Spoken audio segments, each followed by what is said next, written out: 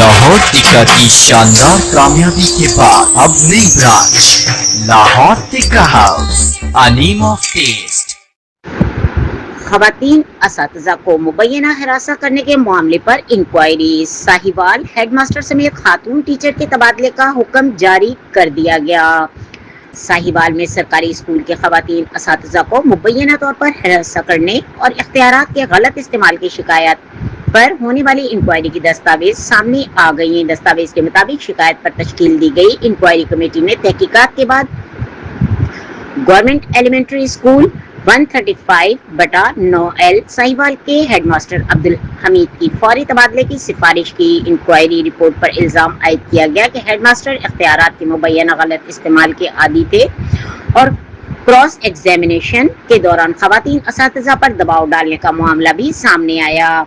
Committee ने इंतजामी बुनियाद पर हेडमास्टर को दूसरे स्कूल में मुंतकिल करने की, जबकि शिकायत कुनंदगा Mrs Nadia Hussain Khan ESE science math को भी किसी दूसरे गर्ल्स स्कूल में तबादला करने की सिफारिश की गई।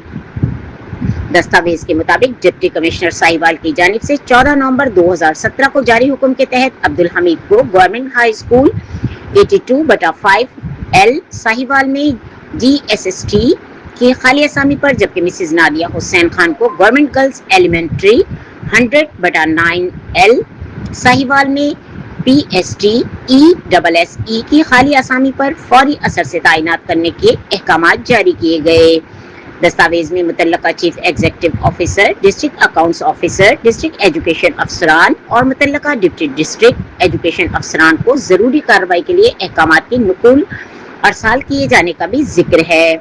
अहम अमर यह है कि यह हुक्म और इंक्वायरी रिपोर्ट साल 2017 से मुताल्लिक है, जबकि इसमें दर्ज इल्जामात इंक्वायरी कमेटी की सिफारिशात और सरकारी दस्तावेजात के मुताबिक हैं।